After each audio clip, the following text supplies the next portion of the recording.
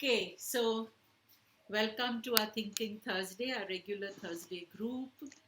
And today we have a young, dynamic, and wonderful speaker. So Anuradha is right here with us. Anuradha, welcome. Thank you, ma'am. Thank you so much. Hello, everybody. And Hi, everybody. Hello. hi, everybody. Good evening. Hello. Good evening. Hi. Hello. Good evening. Thank you. Evening, Good evening, ma'am. everybody. Namaste. Good evening, ma'am. Good evening, Rahul. Good to see you. I thought you were out of Delhi. Where are you? Yes, ma'am. I'm there only at Omkareshwar. Lovely. ऐसे ही गए हो? No, I just went with a friend. अच्छा, okay. कैसा है मौसम वहाँ पर? It's quite nice. It's very nice. हाँ, Very spiritual place, ma'am. अच्छा. कहाँ exactly बताओ? This is in Madhya Pradesh. हाँ. It's close to Khandwa. Khandwa. Ashok Kumar जो एक्टर थे ना, he was from Khandwa. Acha, okay. Okay. Also, all the Naga sadhus, we are the people who are here. अच्छा. What are you doing? मतलब what are you planning to do? I just spending some time with my friend here. So it's just for a week, so he was very interested that I come and visit this place. 10 minute rest करूं पछि करू छु Anuradha, my phone battery has gone off. Can you please send your CV, what we have to speak to actually Shakuntala? Shakuntala, I'll speak it. Please. I'll do that. I'll do that. Sorry. No worries, ma'am. Okay, so I'm going to introduce all of you to my mother, okay, today. 1 second.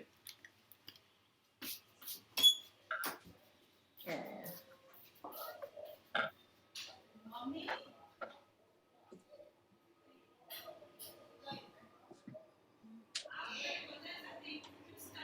Just give me a moment, Shakuntala ji. आपका number ढूंढ रही हूँ मैं. I've saved it. I It know. is 98290. I'll just find it, ma'am. इधर है यहाँ पे.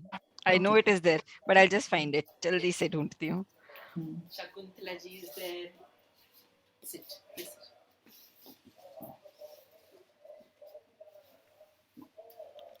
Namaskar, ma'am.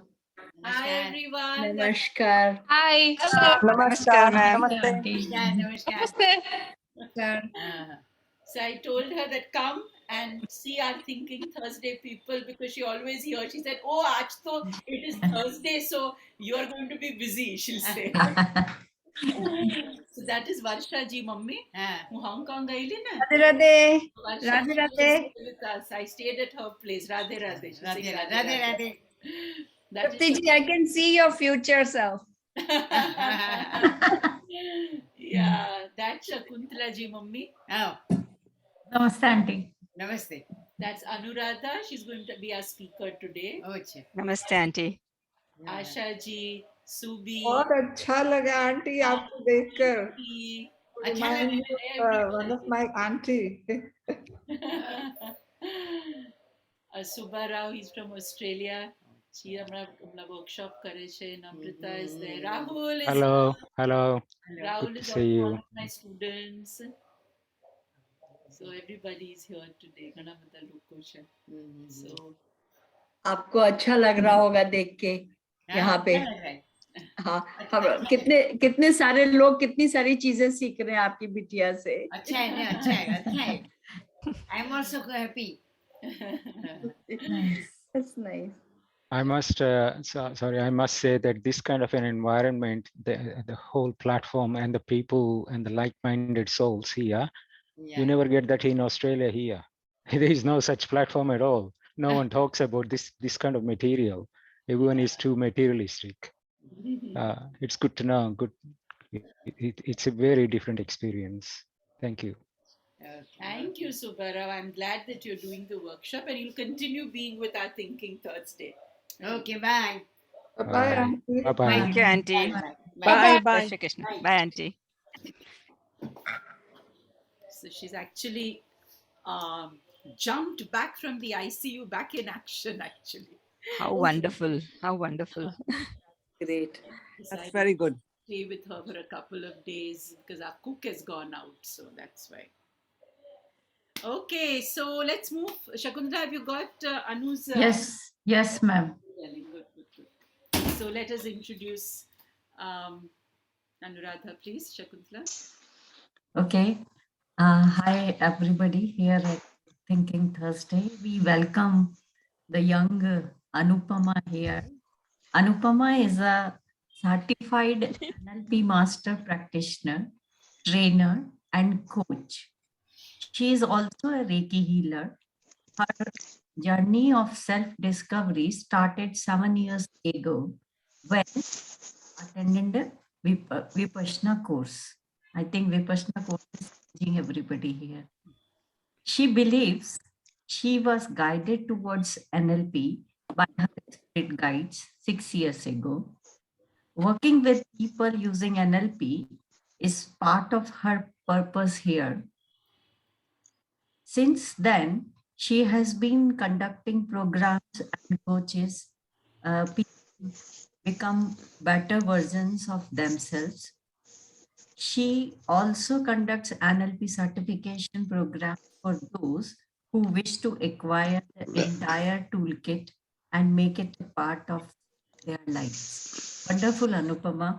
You're working with NLP. It's a wonderful tool and it's one of the modern tools. And we all welcome you here on this Thinking Thursday platform on behalf of Trapti ma'am and this soul tribe. So most welcome. Now you can. Thank you, Shakuntala ji, and thank you, Trupti ma'am, for giving me this opportunity. Like Shakuntala ji mentioned, my journey started of self-discovery started with Vipassana. One of our previous guests, Shubha Yeri, she has been the one who's actually kind of guided me into this, pushed me, you must do Vipassana. And that's how I went for Vipassana. I have, and if you all remember, she talked about her studies in Burma, Myanmar. Yes. I was one of her subjects for her study. So thanks to that, I have also experienced a lot of past lives. But and so, believing that there is a purpose for me being here was something I was very sure about, and I wasn't sure what my purpose was. And like those who've been on the Thinking Thursday group long enough and interacted, I had always shared that numbers used to come to me. And it is through numbers I got my guidance where I felt I had to move. So every time I was bombarded with numbers, I knew now there's some message and I used to ask, what is it? And that's how I got introduced to NLP. I got introduced to and the numbers would only stop when I signed up for the course. It was literally like that. When I signed up for the first NLP practitioner course, the numbers stopped. When I signed up for the coach program, the numbers stopped. So they have literally been pushing me towards doing that. This is what you're meant to do. And once I finished my trainer program, I'm very sad to say, but I don't see those numbers anymore now. I'm actually missing them. Maybe they're saying, okay, this is what you're meant to do. And so start continuing. And that's how I'm here. So I would like to talk about how I was introduced to NLP. And that started in December of 2015. Some friends of mine were doing a fire walk. They had already done their NLP Master Practitioner, and our common mentor was actually conducting this fire walk. And it was in Delhi. I live in Pune, and I said, "Kaun 2 din ke liye Delhi jayega?" So I said, "I'm not coming." I was destined to go. Some work came for me in Delhi, and that work finished 1 day before the fire walk. Then my friend said, "Ab tum aa gayi ho to attend karo." So I stayed back 2 days. I attended the firewalk. Now, firewalk is a metaphor for overcoming your fears. But I was there, and till then I had seen myself as a confident person because I had always worked from the age of 21. I could speak in front of people. But when I sat there and went deeper and started exploring, I realized there were little parts of me which were not confident. I would look for validation of my thoughts. I was freelancing. I used to be a teacher. I had left teaching and stepped into the world of, what I thought was corporate training. That's what I wanted to do. I mean, the natural progression is somewhere along the way, I realized that there was this underconfidence in me. Every time I would want to speak to somebody, present a proposal to the corporate, I will ask at least 3 people, "Theek likha hai, theek likha hai?" And they would say, "Of course." And especially my husband used to get very upset. He's saying, "You are an intelligent woman. Why do you keep asking this?" And that's when I realized that yes, there are these hidden parts of me which were not being addressed. And so during that firewalk, I took that up, that I want to, when I finish with this, I want to step out as a confident woman who is very sure of her own thoughts and what she's feeling. And that's what I addressed. And you will not believe it. 1 month to the date of doing the firewalk, I was offered a job to look after trainings with a company. And the main thing I had to do was write proposals and convince the clients why they should do the trainings. Exactly what I had walked on the coals for. And they were saying, "You have done that. Now is your opportunity to test it out." And that's how I came in. Luckily, this job was also, the comfortable thing about this job was they would give me my leaves to go attend my NLP programs. So, 7 days I take leave, go all the way to Bangalore, do the program. My mentor was in Bangalore. He lives in Bangalore. Went, attended the program, and I started seeing changes in my life. I used to have a lot of fights with my son, my elder one, during his 12th standard days. And somewhere it had actually um, strained our relationship a little bit. And which is why I had gone for Vipassana. When I went for Vipassana, that was it, that I have to learn to, be with myself, learn to control myself and all of that. After NLP, I started realizing that, things had started changing. And slowly over a period of time, I have found a lot of changes in me and resulting in a lot of changes in my interactions with people.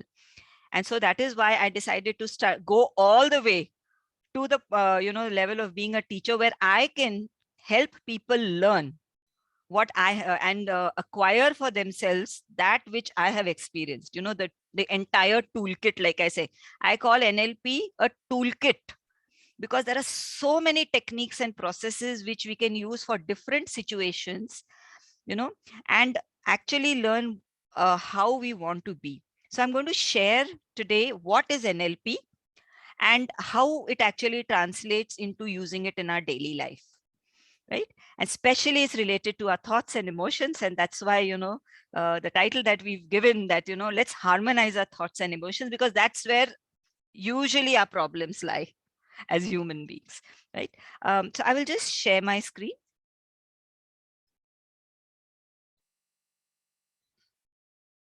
Yeah. So when we talk about NLP, the first thing we look at, NLP stands for Neuro Linguistic Programming. So let's look at neuro. It is how and what we think. Now we are receiving information from our senses and we are processing that information. So how and what we think, how are we thinking, what are we thinking, and how are we processing that information, right?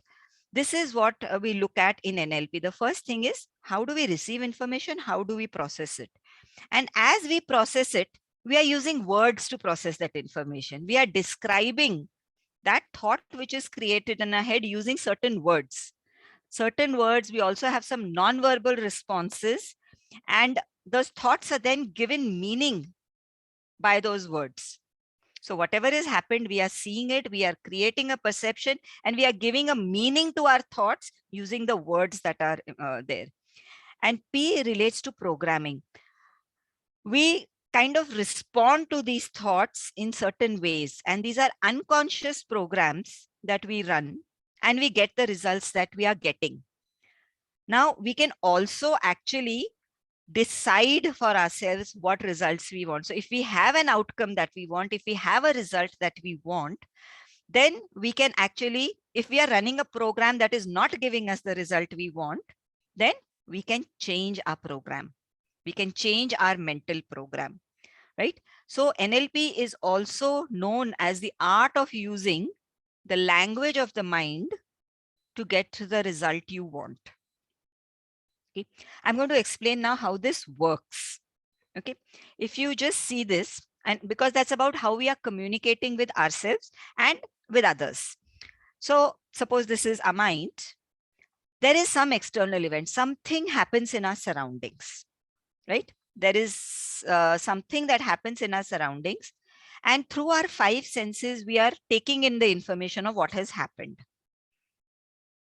And based on this, there is a thought that is created in our mind. This thought, we describe the thought, we are using the words, certain words, right? And that thought now creates an emotion, and that emotion is also felt in our physiology, in our body. Like if I have a thought that is a positive thought, a pleasant thought, then the emotion would be a happy, pleasant emotion, and I will experience that in my physiology. But if the thought that is created is a negative thought, okay, then what is going to happen is I may respond either become angry or sad or upset or irritated, and that feeling, the emotion, is also reflected in our physiology in the form of breathing changes, in the form of muscle tension. In some way it manifests in our physiology as well. And now, because there is a feeling, now depending on the thought, there is a feeling, and because of that feeling we do a certain behavior or take some action or give some response.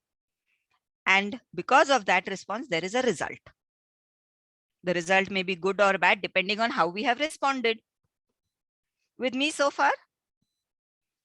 Now the thing is the external event and the thought that we create, is it same? If you think about it, not really, because it passes through the filters of our memories, our beliefs, our past experiences, our values, and the words that we use, our language. So that means whatever happens outside of us and the thought that we create inside of us are not the same. So actually, what is inside of us is a perception of what has happened outside. And that perception is created because it is passing through these filters, the filters of our past memories, our past experiences, our belief systems, our values. And because of that, we have the whole chain of events that follow. Now, if we can understand, where does NLP come in? NLP helps us understand that the thought that I'm having may not be actually what has happened in front. Okay, it is my perception, and it is my perception based on certain filters. And as it happens, these filters, if you look at it, are all functions of the unconscious mind. We are not even conscious that we have these filters. We just create those thoughts and give our responses, right? NLP helps us to slow down and start understanding what are the filters that we have and how they operate. Okay. Now I'm just going to share something. Okay, I'm going to ask a question to everybody. How many of you like dogs? You can raise your hand. How many of you like dogs? Right? Okay, fine. So if I were to ask you to describe, give 2 words for dog, how would you describe? If you wish, you can put it into the chat. Okay. Innocent. Innocent. Loyal. Loyal. Lovable. Lovable. Yes. Cuddly, I can see that. Lovely, cuddly, loving, right? So these are the words people who like dogs describe like this. Jumpy. Now I'm going to ask those who don't like dogs. Okay. How would you describe dogs? Messy. Unhygienic. Unhygienic. Ferocious. Smelly. Noisy. Right? Now, if a dog is coming towards you, Okay, you're walking on the street, and if a dog is coming towards you, unpredictable, yeah. So like if a dog is, you're walking on the street and your husband says they bite humans, right? Now, so if a dog is coming towards you, those who find them cuddly, sweet, innocent may go towards the dog. And those who don't, those who find them noisy, smelly, ferocious are going to move away, right? Now, if you think about it, the reality is that it is a dog, and that is the only reality. The truth and the reality is that it is a dog. It is just a creature. How we are seeing it in our mind is different. Now, all those who say it was loving, cuddly, etc., see it because of certain experiences they've had with the dog. And those who don't like dogs, who find them ferocious, who find them noisy, smelly, have had certain experiences with the dog, right? So it is our perception that we are responding to, right? The reality is that it's a dog. सच तो वही है कि it is a dog. हम उस dog के बारे में क्या सोचते हैं, हम उसे किस नजर से देखते हैं, किस नजरिए से देखते हैं, वो अपना नजरिया है, वो अपना एक्सपीरियंस है. And if we realize that, we also realize that no two people can have the same perception. Right? No two people have the same perception. Not even two siblings. Not even two siblings who have been brought up in the same house. Right? They will be different. Now, once we know that no two people have the same perception, then why do we expect people around us to think like us and feel like us? Everybody is different. Okay. Now just think about it. All our relationships. Okay. Even when you say, think of your brother or your sister who has been in the same house with you from childhood, thinks differently. Then when we move into another house, or you get a spouse and you get a new family, can they think exactly like you do? Can they feel about things exactly like you do? No.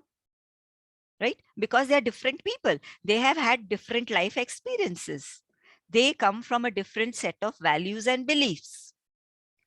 All we need to understand is that I am different, you are different.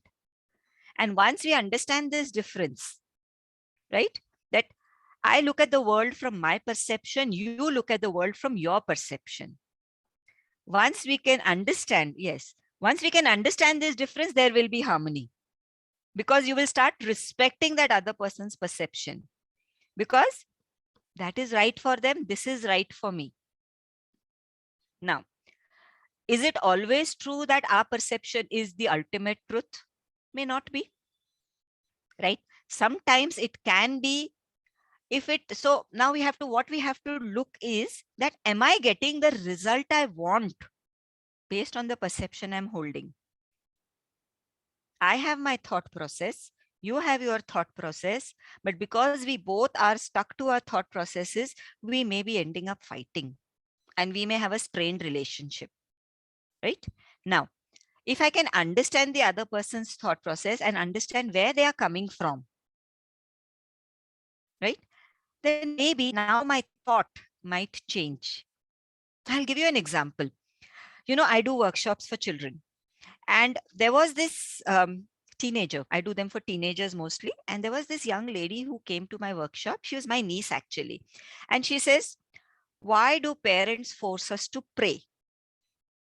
Right?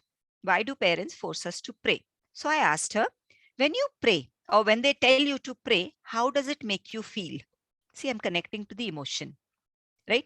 She says, you know what? I feel a lot of resistance. I don't want to be forced. Right? So that was her reaction, that I don't want to be forced.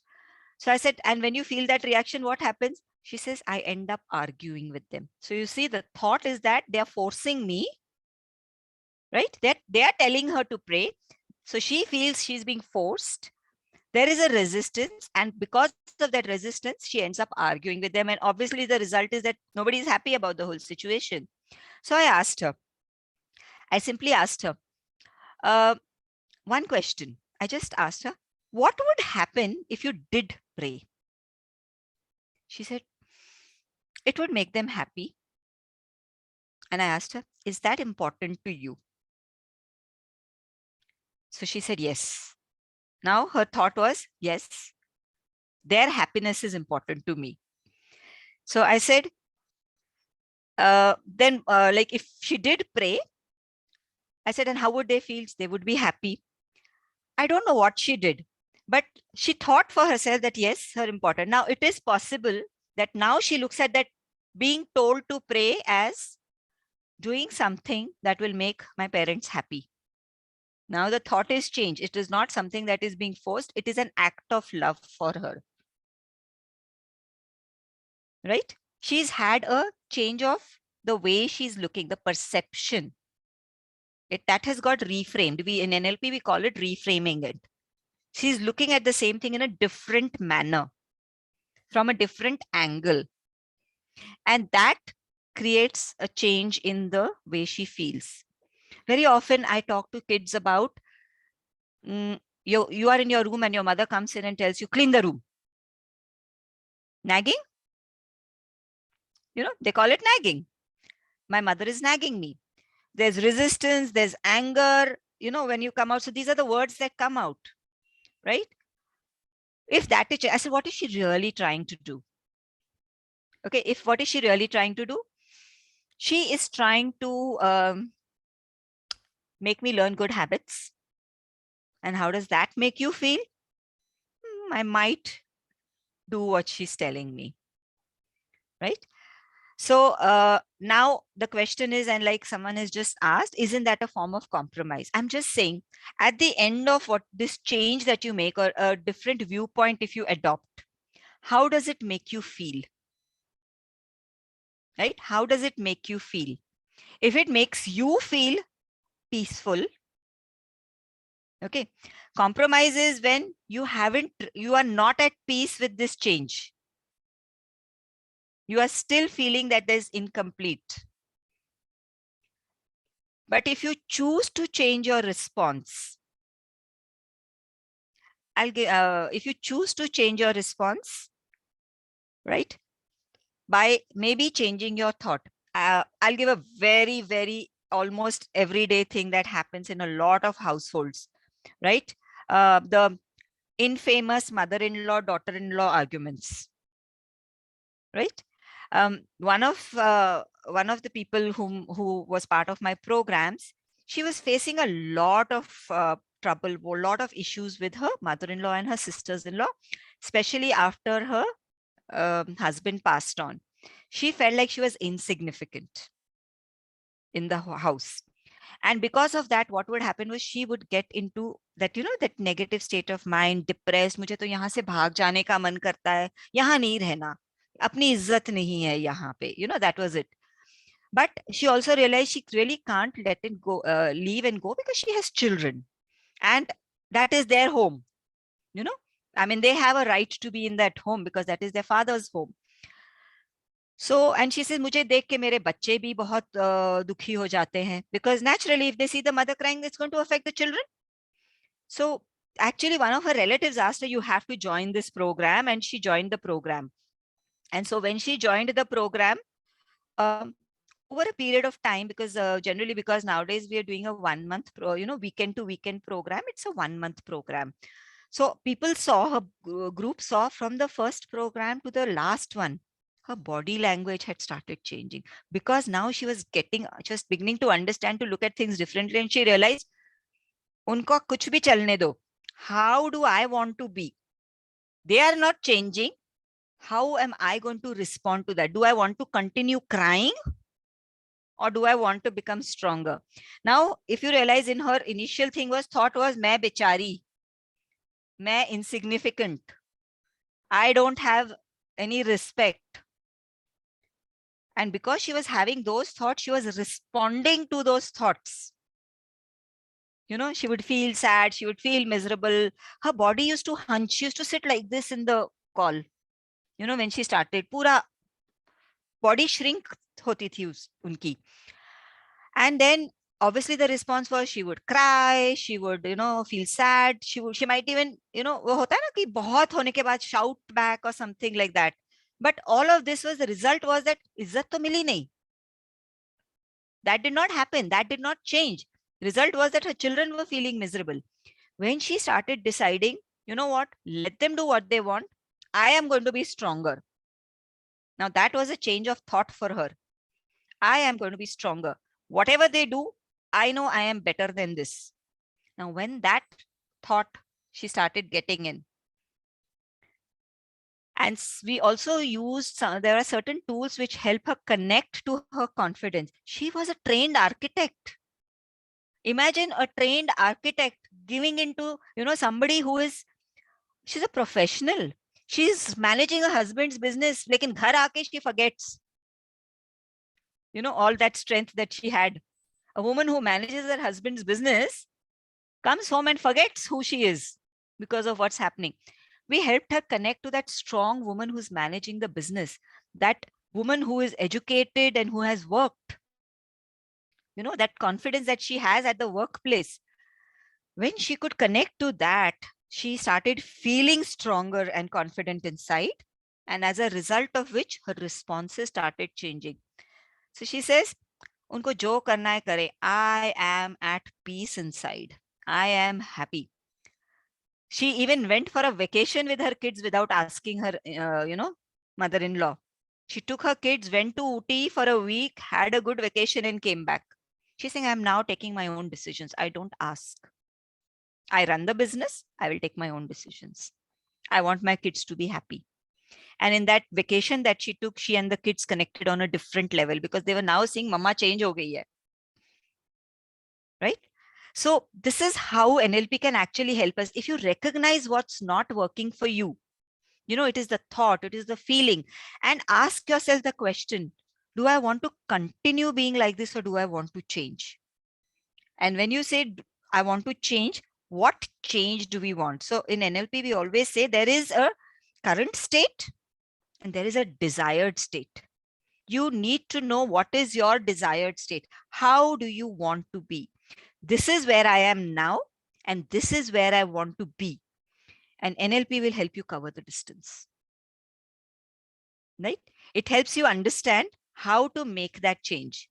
Now, the beauty about NLP is that we focus on words. What are the words we are using? Now, let's take, for example, the word difficult. You tell somebody, I've got a task for you, it's difficult.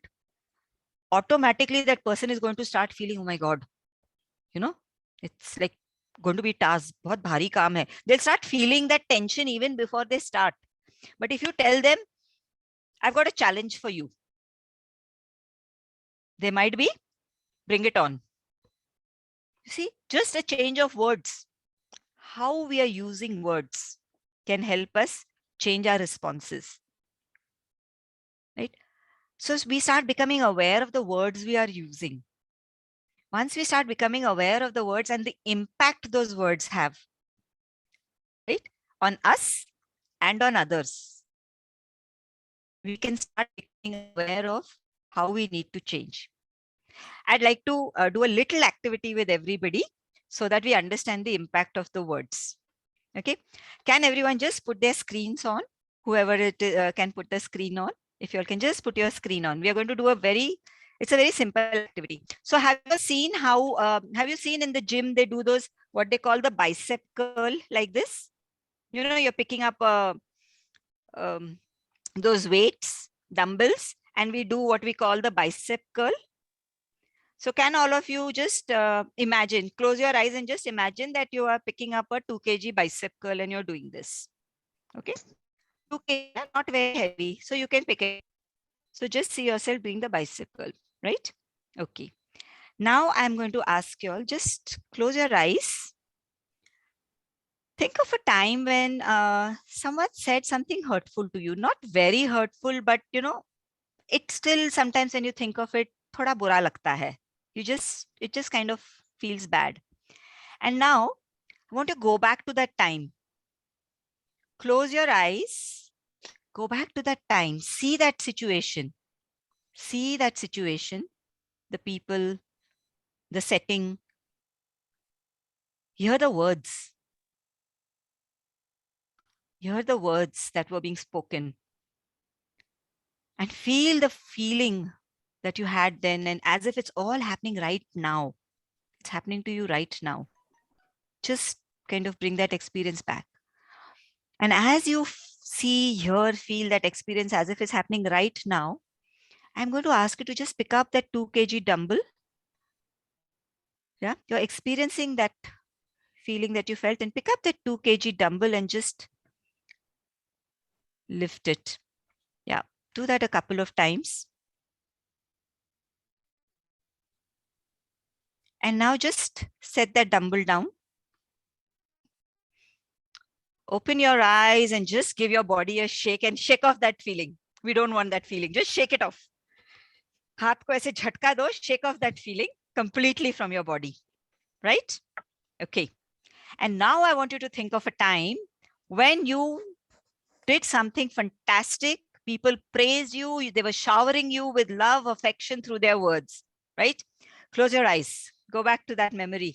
That powerful memory where you felt really, really good and you knew you were being loved because people were telling you how wonderful you are, what a wonderful job you did, right? And as you think, see that whole setting and hear those words, I want you to connect with the feeling you had back then. Just connect to the feeling you had back then. And as you connect to that feeling of being loved, appreciated, I want you to pick up that dumbbell and just do your bicep curls once more with a 2 kg dumbbell. And you're still feeling good. How about picking up a 5 kg dumbbell and doing your bicep curls? Just pick up a 5 kg dumbbell and do the bicep curls. Yeah. Feels good, doesn't it? Why don't you just pick up a 7 kg dumbbell? Just use a 7 kg dumbbell. Right? Just continue doing your bicep curls with the 7 kg dumbbell now. And you can now set it down. And thank your unconscious for allowing you to experience this. And open your eyes whenever you're ready. Who would like to share their experience? Who would like to share? Yes, Vikas, please.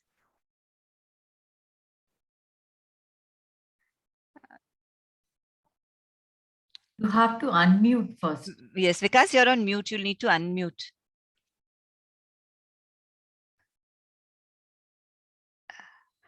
Okay. Till then, we'll take Umaji. Umaji, would you like to share while Vikas figures out how to unmute? Anyway, when I was sad or I was undergoing that pressure movement, yes, my hands also slowed down. Suddenly I realized I'm feeling as if I'm picking up something heavy. But when I was happy, recollecting my happy thoughts, or when the time of appreciation was that I was experiencing that time, I felt I didn't feel anything picking up heavy also. Right. Thank you so much, Umaji. Thank you for sharing that. Vikas, what about you? Same. That 2 kg was maybe 5 or 6 or 7 kgs earlier. And the 7 kgs afterwards was maybe just 1 or 2 kgs. Right. Thank you so much for that. Anybody else would like to share? I know someone shared it in the chat also. Yes, Nidhi. When I was happy, the dumbbell felt light and easy to lift. Right? So, anybody else? Anyone had a different... Same? Same. When the happy feeling and that was going on, तो आपको पता ही नहीं चलता आप कितना भार उठा रहे हो और भी उठा सकते हो. Yeah. Right. So just think about it. That means words have energy. We've heard that words have energy. हम हमेशा सुनते हैं words have energy, and this is just one way of understanding what kind of energy words carry. They can actually drain you of your physical strength. Yeah, this is just one example of understanding how words have energy and how words have power also. what kind of energy? Positive energy also. Then why is it that we hold on to those negative words and those negative memories? Don't we do that a lot of? We very as if they're like precious things, we are holding on to them, right? I like to compare our unconscious mind to, say, a mobile or a laptop. Okay. When the memory becomes full, what do? Delete. We delete. What do we delete? Which is not required. Which is not required. Unwanted apps, photographs which are, बहुत सारे camera पे ले लिए, and now you want to delete that which you don't want, right? Our mind is something like that. If you want to put in good things, good memories, good thoughts, we need to delete all this junk that we carry. And these memories, you know what they do? Galat time pe they will pop up. Things seem to be going right, and something somebody said to you in the past will come up and undermine whatever efforts you are doing, whatever efforts you are putting. Let's take, for example, a small child who's been told when she was small, tum to buddhu ho, tum to buddhu ho. Okay, he's gone up, kuch nahi kar sakte, something like that. He's grown up, he's doing a job, and when he's giving an important task, suddenly wo dimag mein that little voice is going to play. Tum to buddhu ho. You'll never be able to do something. There are so many times, somebody has been told, hamesha second आओगे, first तो आ नहीं सकते. And so my mentor used to work with sports persons, and there was one person, he said he would always reach the final and come second. Always reach the final and come second. So he started working with him, and he asked, so he says, you know what, when I was in school also, I would always come second. So it had become a belief in his mind that I can never come first. Now just see, because it had become such a strong belief, and his father used to tell him, तुम तो first आ ही नहीं सकते, तुम हमेशा second ही आओगे. It had become a very strong belief for him that I can never come first. So he would go through all those levels of those matches. You have a series of matches that you come before you reach the finals. He would come to the finals and lose. What would happen is that voice would play in his head. There was a voice that used to play in his head. So through NLP and using the techniques, they worked on that voice. Usko mute kar do. Usko delete kar do. Okay? Because the voice would play, and that was impacting. Right at the moment when they were winning, he would even, maybe agar 3 sets hai, he will win one, the other one, the last set he would lose. Why? Because मैं first तो आ ही नहीं सकता. Okay. Now this is a program that is running for him. A mental program that was running for him. Okay.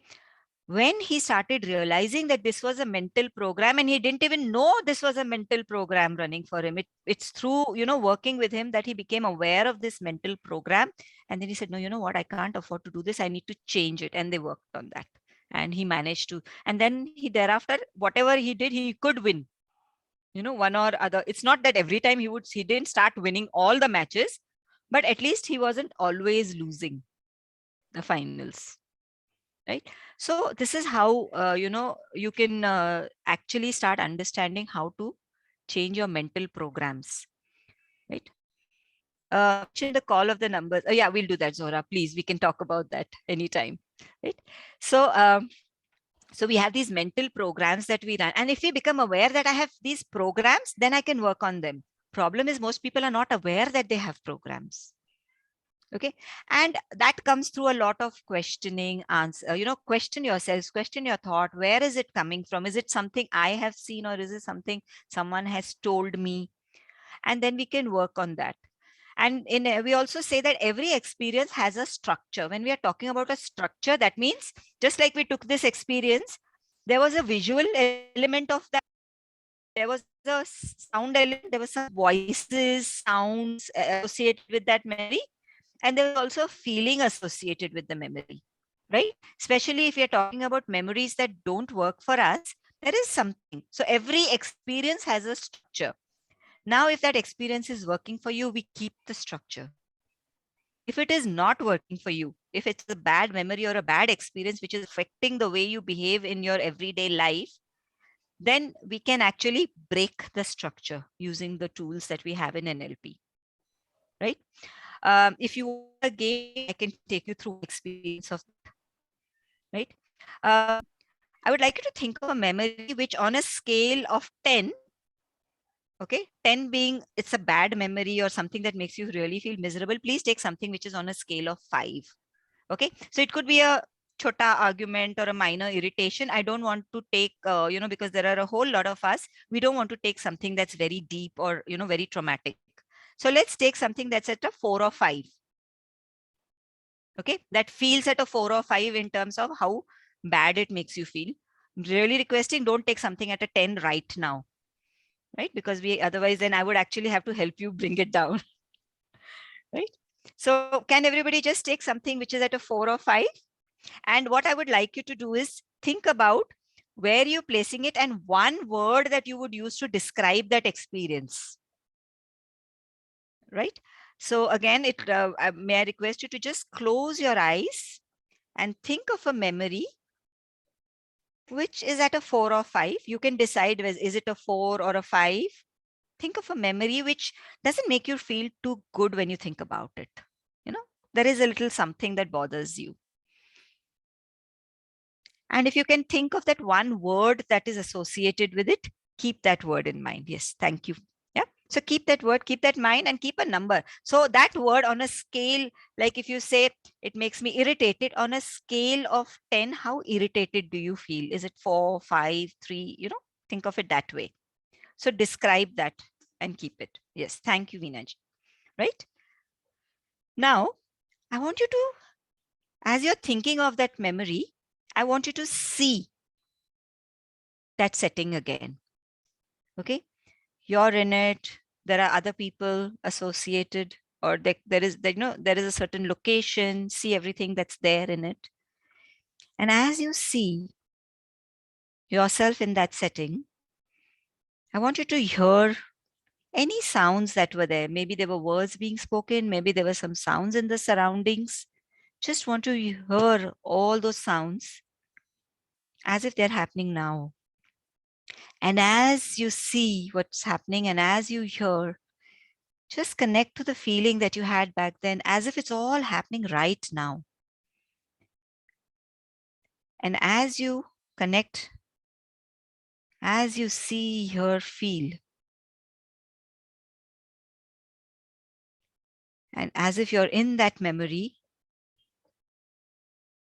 I'm going to give a clap. And when I clap, I want you to put this entire memory onto a screen in front of you, as if you're watching it playing in front of you like a movie, right? So at the count of 3, I'm going to clap. And I want you to put this memory onto a screen. 1, 2, 3. Now it's on a screen in front of you. You are watching yourself in that situation. It's now like a movie in front of you. And as you watch this movie that is in front of you, if it's a movie it could be a movie, it could be a picture. If it is moving images, I just want you to still them, like you press the pause button of your television. Just still them. Everybody is now still. It's something like a photograph now. And if you're still hearing sounds, if you are still hearing sounds from it, just turn the volume down. Turn the volume down till where it's comfortable for you. And if you feel you want to mute it, you can go ahead and mute it.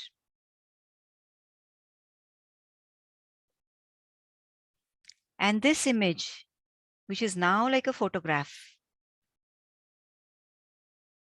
this is something that happened in the past. Remember how we have those old black and white photographs, Purani wali? So if this image is in color, just make it into a black and white. Like we do with the filters on our phone.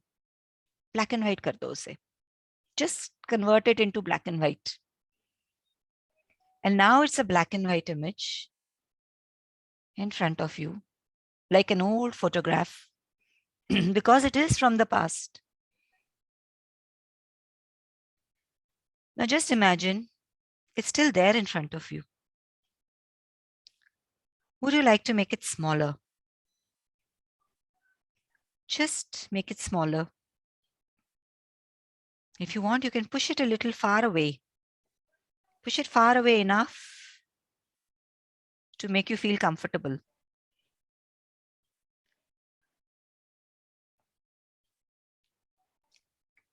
And if you feel you don't want to keep this memory, you can just make it small, like you minimize a little icon on your phone.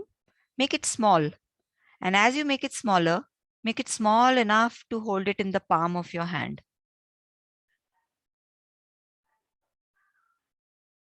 And just pick it up. It's like a tiny little photograph which fits into the palm of your hand. So hold it in the palm of your hand. You can actually use your hand and hold it in the palm of your hand. And what would you like to do with this memory? If you don't want it and you want to toss it, use your hand and toss it into your past, wherever you see your past. If it is behind you, use your hand and toss this memory far behind into your past.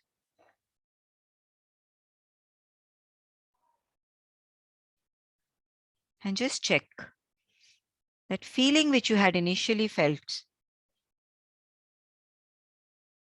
Is that feeling still there? Has it changed?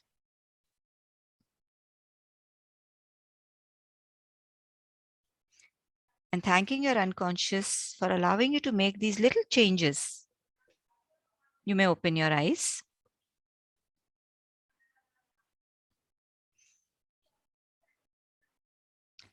So this is what we call, we are breaking the structure. Now in our mind's eye, we've got things in a particular way. Okay. Usually things play out like a colorful movie with lots of sound effects, and that's how they have impact us. But if I have converted a colorful thing into a black and white, it's not a movie, it's a photograph. You're completely breaking the structure of how you see it, right? And that's how we can actually change the impact of memories on us. Yeah. And this change happens at a subconscious level. Yeah. Or in NLP, we use subconscious and unconscious interchangeably. So it happens at a deeper level rather than at a cognitive level. And because it happens at a deeper level, the chances are that the change will last longer. Right? Now, where all can we use NLP? Now, this is one aspect of NLP. Another aspect of NLP is that I can create my future the way I want it. Right? I can choose how I want to be. And what do I mean by I can choose how I want to be? That is, now, if you think about it, if I decide that this is how things are going to look like in the future that I want to create, right? This is how things are going. Now, if I decide that I want to be confident, strong, and I should be able to deal with all the problems in a confident manner, and I see myself doing it, I hear the words that I'm going to be saying, and I start feeling that confidence in my body, right? Then what happens is, when I'm doing this visualization, my body says and my unconscious says, yes, I want to feel that way. I want that feeling. And so the unconscious says, go for your goals. Do what you need to do. And that's how visualizations work. Honestly, I understood the effect of visualizations when I started doing this, because there is always a see, a hear, and a feel element of visualization. You step into your visualization, you experience your visualization. As you're stepping into it, you're experiencing it, and then your body knows that this is how it's going to feel. I want this. And that's how NLP works, right? You create the future you want, you step into it, and then it will start feeling real. for me, that's also, it made affirmations also started making sense when I did this. Because remember, we say affirmations in the present tense, I am whole and complete, but I'm saying it, but it feels like a distance goal. But if I step into that whole and complete me and know how it's going to feel when I'm whole and complete, and how I operate when I'm whole and complete, then that affirmation is going to feel real for me. Right? Bridging the gap from where I am to where I want to be is covered by using the various tools that we have in NLP. We have tools to change behaviors. We have tools to shift our mental emotional states. We have tools to break down the impact of negative memories. We have tools to create the states we want, and we have tools. So there is what we call the new behavior generator. Very simply, create a new behavior. How do I want to be? We have perceptual positions, which is a beautiful, beautiful tool where we can understand the perceptions of another person. When we say step into another person's feet, we literally do that using this tool. Step into another person's shoes to understand from their perspective how they view the situation. So what we did today, where the first thing where I said put it on a screen, some of you may have felt the change in the impact right then, slightly. That is a tool which we call dissociation. Look at yourself and your situation from a third person perspective. So there are many different tools which we use. We can use them for changing our relationship. I'm going to share a screen and I'll show you where all we can use, and then I will take questions, where all we can use NLP, right? So we can use it at work to create how I want to be and how I want to operate. Personal growth, I'm changing how I'm responding to my situation. Health, a lot of healing can be done by telling my body, I am healed. This is how I'm going to feel when I'm healed. You create that mental image and you start behaving as if I'm already healed. Let's see, hear, feel, structure, right? Sales and marketing. It's like if I start explaining, it's really interesting because one can go into a different, you understand the mindset of your customer and you operate from there. Relationships, I have already shared how it gets. Sports people also have shared, and education. Having been a past experience as a teacher, I feel it's a brilliant thing for teachers to learn so that they can help the kids empower themselves. Now, here is where all we can use. These are all the things we can do with NLP. So you can just see and tell me which ones of these would you like?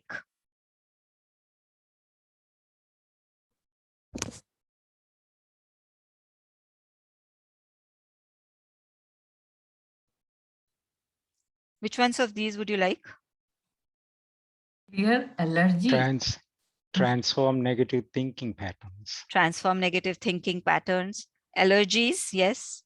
I have actually worked on certain food allergies like egg allergies.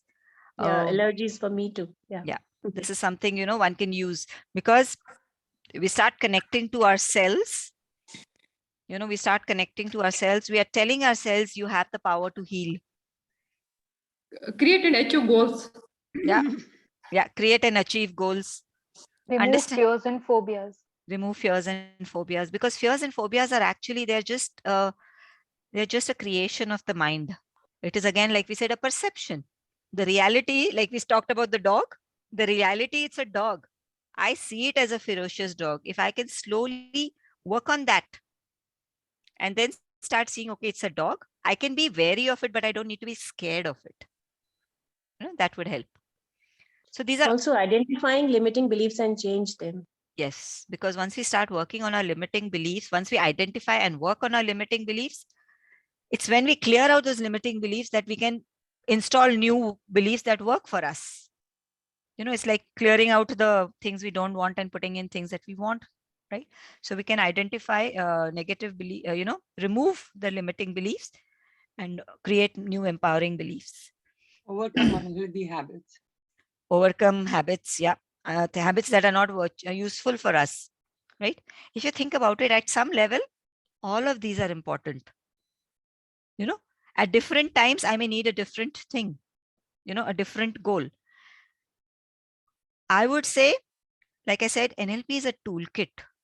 It's a toolkit. if you have all the tools, you know, okay, in this situation, I want to do this. In this situation, I want to do this. And it's a choice. It's like there is a problem and I have a spanner, I have a screwdriver, I have a hammer. Which one do I need to use for this to solve this issue? It's like that. So if you get the entire toolkit of NLP, you can actually understand how to solve it, right? There are a few questions. How impactful is it for people who are suicidal, those who are facing it from a while? Right. Now, the thing is, so people who are suicidal, see now NLP actually can help us. If it isn't, see, suicidal actually needs a lot more work because it's the trauma is at a very deeper level, right? They may not work or speak to you. Now, here you have to understand how to create that rapport where they get to open up with you, right? And where is that thought coming from? Sometimes, you know, you can just, but through conversation, because remember, NLP is also about language. It is through conversation you can help them think through what they are facing and get them to a place where now they may start looking at their situation differently, right? However, remember, doing a practitioner certification is not the same as somebody who's trained in psychotherapy or psychology, you know, as a counselor for a longer period of time, or even a psychiatrist, which is like a medical profession. So you can start working, but if you feel that this is very serious, and no NLP practitioner will take up a case where it is something that's at a very deep rooted level, we would actually ask them to go meet a psychiatrist, that is a medical professional, because they may need medication also to help them overcome it, right? But if you can, through conversations, help them think through and they're feeling better, then it may work, right? As an NLP practitioner or a master practitioner or a trainer, I cannot prescribe any medicines that, you know, because I cannot do prescribe medicines. I'm not entitled to, or even it's not legal to, right?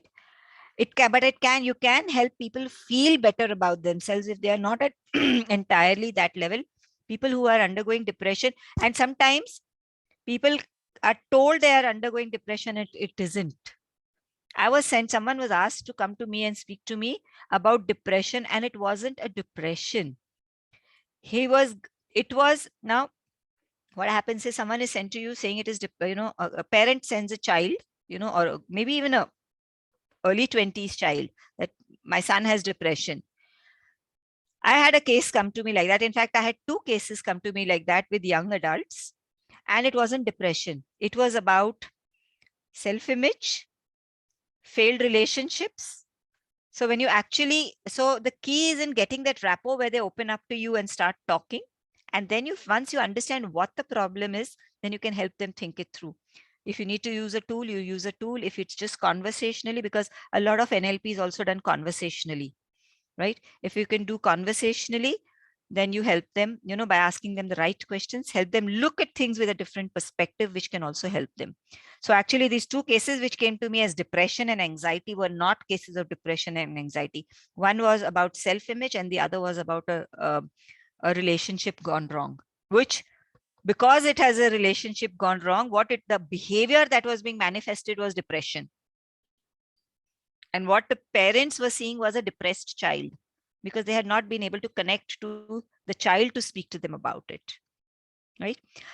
Any questions that you'll have, please do ask me. Okay, can I jump in and ask you a question here? Yes, Vara, okay. Please do.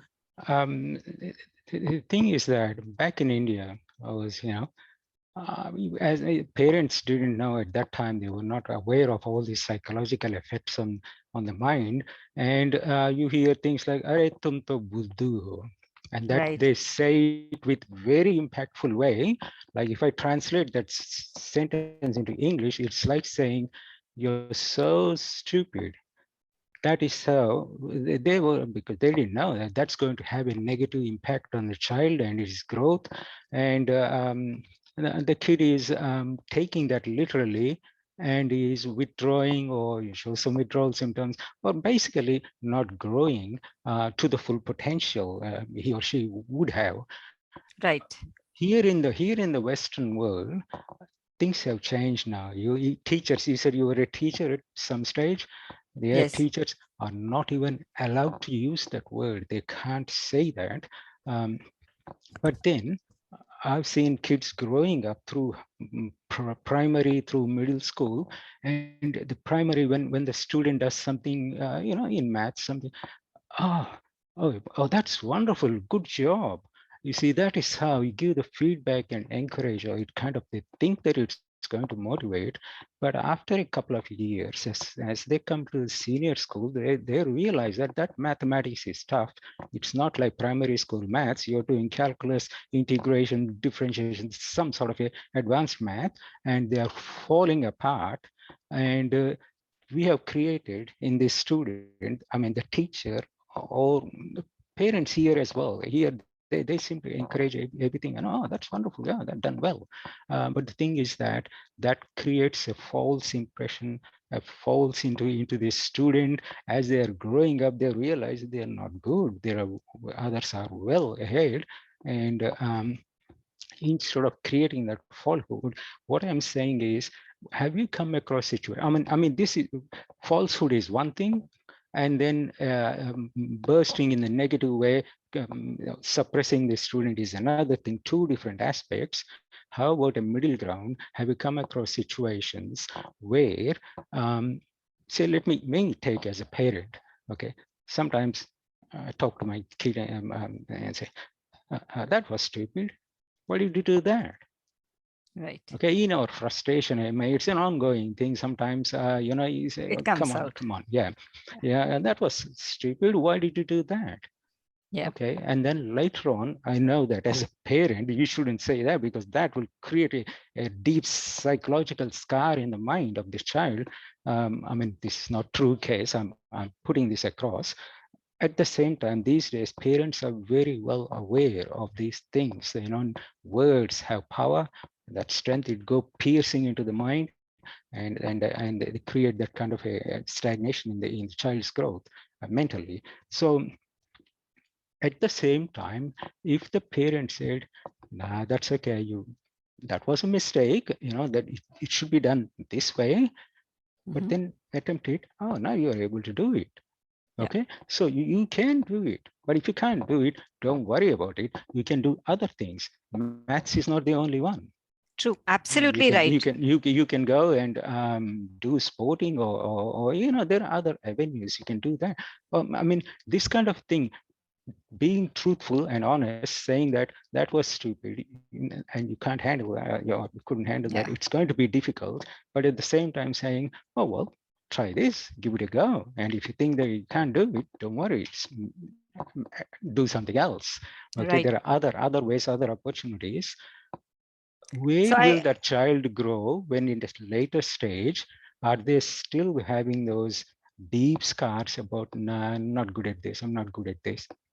Because parents have already, dad has already said that, this kind of thing. So isn't that giving this middle ground, telling them the truth and honestly that there are some things you cannot do? You cannot turn a donkey into a horse. So you don't make an attempt. You say, well, a donkey can only do these things, but it's very good at carrying loads, which the horse cannot do. This kind of thing of giving them the truth. Wouldn't that, how would that affect in the future for the child? Wouldn't that make them realize that there are certain things I shouldn't be doing, and there are certain things I can achieve in? Yeah, I get your point. I think of the Indian movie that was very well taken in China as well. It's called Three Idiots. Right. At the Absolutely end, right. he shows पांचों उंगलियां एक ही तरह नहीं होते, or something like that. I'm right. not You're terribly absolutely good at, right. Yeah. So I get your point. So I do agree that there are, there was the time when parents would scold the child, and then there is now this other extreme of praising everything, and they say build up the child even with falsehoods. So the child again gets a false perception of what they are. So I agree with you that there has to be the middle path. One thing I would like to share is that if a child has done something which has not worked for that child, instead of telling the child is, what you can actually do is, as parents, one can have a conversation and say, what would you like to do? Okay, this didn't work. Now you can start asking the one way of helping the child feels better about themselves or start getting their confidence is by asking them, what are some things you can do instead? Let the child think for themselves. Yeah. If the child thinks for herself, comes up with solutions, I could have tried this, I could have tried this. Instead of us parents telling them what to do, we could also tell the child, what is it that you can do? Ask the child, what do you think you can do? And ask them to create 2-3 options. When the child creates these 2-3 options of what they can do, now it's like it's their solution. I have come up with these options and they're going to try them and they're going to own them if they work. It's like, I did this. It's going to feel like my solution. I thought of it and this is working. That will build up the child. And in fact, this works for everybody. You know, it works for everybody, even, you know, if family members, it will work with team members. You know, if you're in the workplace, ask the person who's feeling powerless about what they can do. They may be in a state where they can't think. We said, no, okay, just give me one thing you can do differently. Even if they can come up with one, then they feel, okay, there is one thing I know I can do differently. Say, okay, and what else? And that what else is a very good question to ask ourselves. If I'm doing something that's not working, I just need to ask myself a question. What else can I do? This is not working. What else can I do? And when I can think of one what else, I will ask myself a second what else, till I have created so many options, optional responses, you know, and then I'm now going to think through, if I try this, this will happen. If I try this, that will happen. You know, so we can actually start creating options. So this is what, this is what into their neuro-linguistic programming, that we are trying to program the kid into a certain way. Yeah, certain things they are absorbing, and I think that's a case I hear here too. We come across and saying that's very frustrating. I mean, that was so stupid, and that kind of thing are common statements.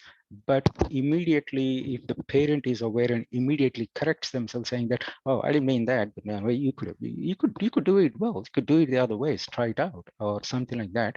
That kind of, so that's not going to, because you said a negative thing. At the same time, you're giving some positive options there. So what kind of neuro-linguistic, or in the neurons in the mind, that child's, you know, what kind of scars, or because there's no scars there. You identified the negative and you are positive, you are giving something. So what kind of programming would the mind have developed in this kid? A confused state of mind, or something that is positively No, because gaining? It will be positive, because the child is now going to start feeling confident that, you know what, I can think for myself and come up with solutions that are working. Right? Because like you said, there are no scars. Also, one of the things, like as we start understanding, can we separate the action from the person? It's the behavior that didn't work. It's the person is just fine the way they are. And I think a lot of parents, especially in India, tend to forget that. We go to, you are stupid. No, you are not stupid. You are fine. It's the behavior that you did was stupid. And that's something, you know, one has to, parents need to learn that. That's but then right. the thing is, that's the way we have all been brought up. You know, we've all heard this, and we all kind of tend to go into that. You know, so it's about how the words that we use with people, because now if we know that words have an impact, just pause before we say something. You know, we all tend to react to situations. Maybe if we just pause and respond in a different manner and choose the words wisely, that will itself start changing things. Yeah. Well, thank you. Thank you for your question, advice. Subala. Yeah. Thank you so much. Thank you. Okay. Yes, Zora, you have a question? Please do ask. Yes, I do. Actually, right from the beginning of your, discourse, what you mentioned numbers. But first, I just off tangent, I'd just like to mention, because this has been a real mirror strike white going on. Thank you. So I just had to say that. So, but anyway, now you said that the numbers kept drawing to you. Yeah. What do you mean by that? Because as far as I can see, NLP does not have numbers. No, it doesn't have numbers. It has nothing to do with numbers. That is where I felt my spirit guides were, connecting to me. There used to be, I'm driving and I'll see the same set of numbers on 2 vehicles that are in front of me. I'm like, what is the coincidence? Then I will say, I call it synchronicity. These are synchronicities, and they would be bombarding. I would be bombarded with these synchronicities till I would sign up for a course. because it's like, for me, I just like to, because this is something I've been trying to talk to somebody about for the longest time, because it's like I don't look at the clock, but whenever I do look at the clock, it's either 11:11 or 12:12 or 14:14 or something like that. Yeah. And I thought maybe, it's like maybe I'm always looking at the clock. Right. And and I just remember the times when it's like synchronous, the numbers. Yeah. But it's not so, because I actually put the house camera on myself and saw how many times I look at the clock. Yeah. So that I can figure it out. And this doesn't happen just like in my own house. It's like, I'm outside somewhere, and then there are numbers, and then I can see, patterns. Okay, this and this is the same, and stuff Yeah. like that. And that's exactly what happened to me. So when I signed up for my first program, there were numbers. When I signed up, before I signed up for the coach program, I was like, I heard my mentor was starting a program to do an NLP coach. I was just thinking about it. And I was being pushed, as the date was coming closer, I was being pushed. The numbers kept coming at me. And eventually I went ahead, had the conversation. And when I signed up, they stopped. Then I was working that job that I said I was doing, I was working with that. And now they started like, you have to step the numbers. And usually then I'll go to Google and figure out, and it says you have to start working. It was like, you have to set off on that path. Just learning is not enough. I have to start working. I quit my job because I was being bombarded with numbers, because they said, now you have to start working with what you have learned. You have to work with people. And so I just How do quit I my figure job. out what these numbers are trying to tell me? You have to just wait and see what is it telling you. It is actually, it's like you say, okay, what are you telling me? You just sit, your guides are sending you a message. You just sit in meditation and say, okay, what are you trying to tell me? That's how I got my answers. And I said, okay, is it this? And whenever I signed up for a course, when I quit my job, they stopped. Okay. When I signed up for the coach program, those numbers stopped. So I was like, okay, this is what you wanted me to do. I was literally being pushed into this. That's how I felt. Thanks for your questions, Zora. Anyone else? Any questions? Actually, I have had experience with numbers as well. And I'm a life coach now. I guess these numbers pushed me into life coaching as well. Yeah, so they come. Thank you. I think our guides just find some way of, connecting with us. And I was literally pushed into that. So those who are interested, I do an NLP practitioner program every 2-3 months. It's a 40-hour program, because it's a certified program. It's a 40-hour intensive program. I'm doing it online. I haven't started live because so far we're not taking that risk, but I'm thinking maybe I'll do a live in May, maybe. But I'm also going to continue with the online, because, it's a people from all over can join. My current batch, I have a gentleman in US and a lady in Patiala. I have 2 people, and I'm the kind of a person, there are 2 people who want to learn, we will go ahead and, have the class. That's how I operate. I'm on the group. You can stay connected personally, and any questions you may ask me. Tripti ma'am, thank you so much for this. Thank you so much, because for giving me this opportunity to actually just share about my work with people and with the soul family. Thank you. I would like to say something. Yes, ma'am. One thing I would like to appreciate about Anupama is Mandira has asked very good question. It happens generally. सबके दिल में ख्याल आता है, नून अगर परेशान है तो मैं उसकी मदद करूं. एक जनरल होता है. I would appreciate even Mandira to ask this question. Okay? Right. और उससे ही ब्यूटीफुली ज्यादा आपने आंसर दिया कि हमें हमारी लिमिट्स पता होनी चाहिए. Right. उनको कितना आता है, ठीक है, क्योंकि वाकई में उन्होंने जो क्वेश्चन पूछा और जो सुसाइडल केस का जो भी सिचुएशन होती है वो इतना हैवी होती है कि ना तो हम एज अ फ्रेंड हेल्प कर सकते हैं, ना एक एनएलपी प्रैक्टिशनर जैसा कि आपने बताया वो हेल्प कर सकता है. इसके लिए हमें हायर लेवल्स पे जाना चाहिए और वहीं से आंसर्स होने चाहिए. तो I really appreciate both of you. And इस तरीके की लिमिट्स हमें हमेशा अपने बारे में समझनी चाहिए और फिर ही अपना कदम आगे उठाना चाहिए. I really appreciate your answer, and Mandira, your question.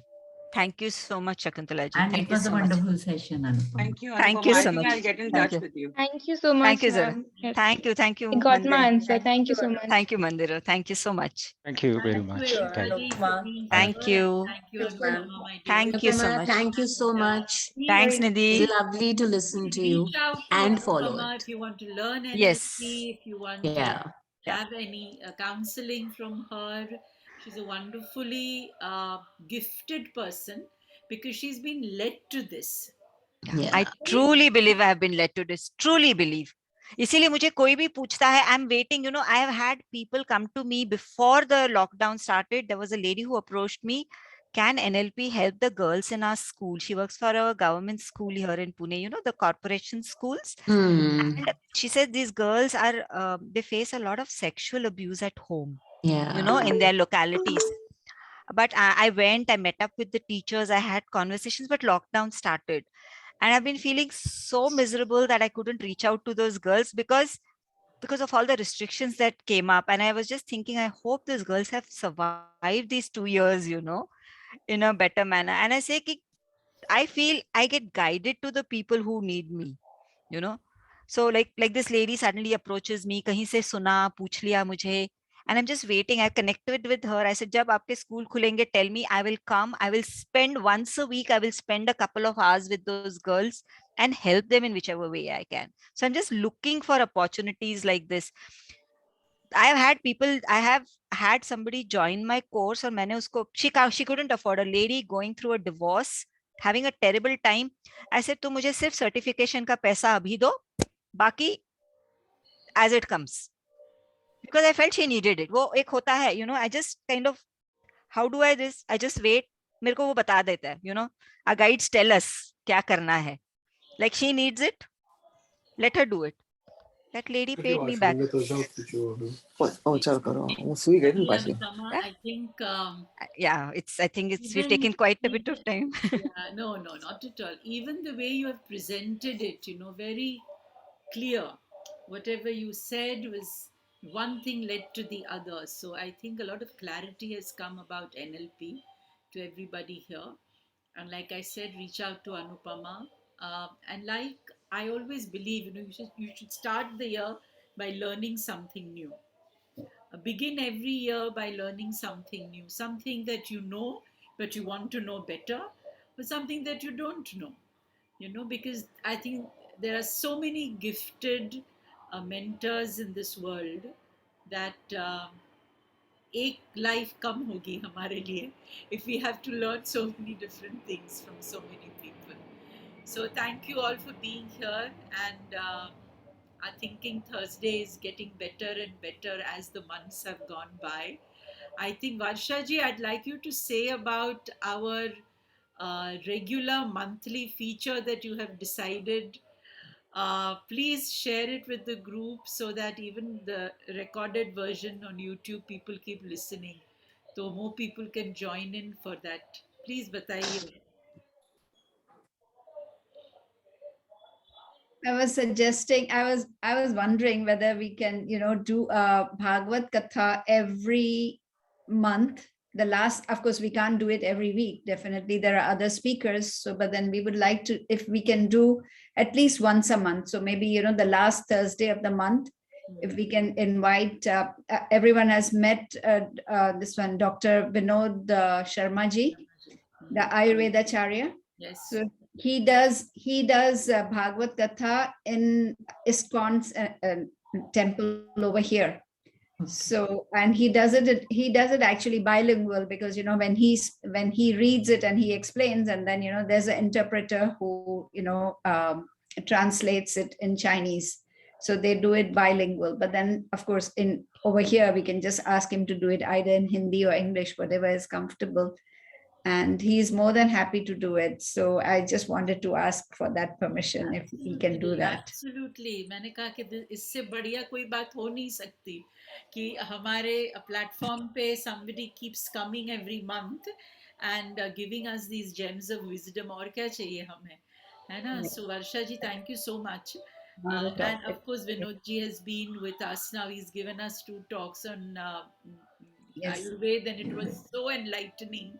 Even his wife is very good. And so actually tomorrow we have a birthday celebration on Zoom, and someone has invited her for a Q&A session, and she's also very, very good. So I would like to invite her sometimes as well. Yes, of course. आप कर लिया and speak to Garima and give her the details so Garima can put it up on our group All and right. schedule में ना she can put her thing. Okay, yeah, I'll do that. I'll tell Garima about it. Lovely, very I hope everyone else is okay with it. Yeah. More than okay. Sure, thank you. Fantastic. That would be lovely. And Anupama, thank you very much. It was a wonderful session. I really loved it, and it's very, very informative.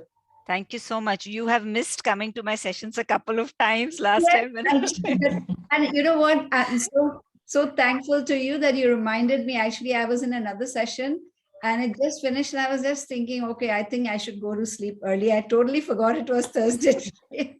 And it's good you reminded me, and I immediately joined it. Thank you so much. We finally got to connect.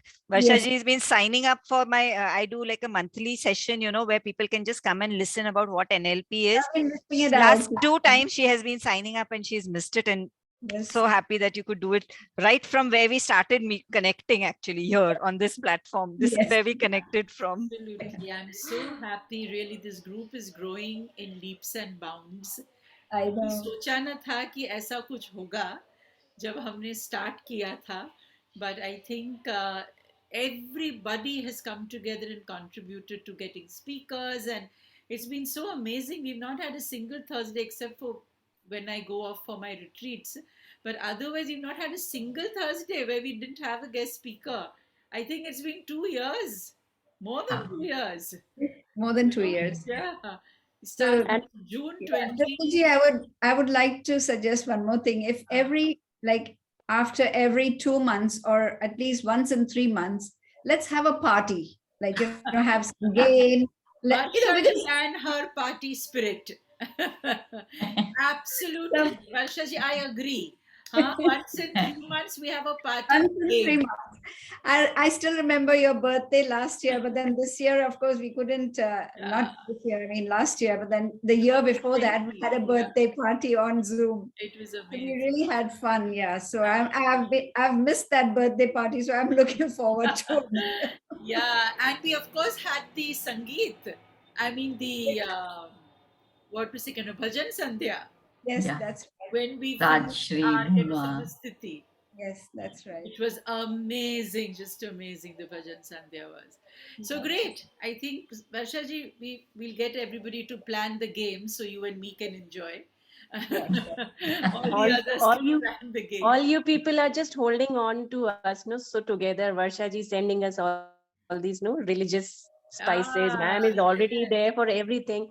And you said that Thinking Thursday is growing, like it is growing in such a profound way. Like, I mean, it could have been a very casual session, but it is always so overwhelming. It is always so profound, so it's intriguing. Like, it's not a normal thing. It's not a normal thing.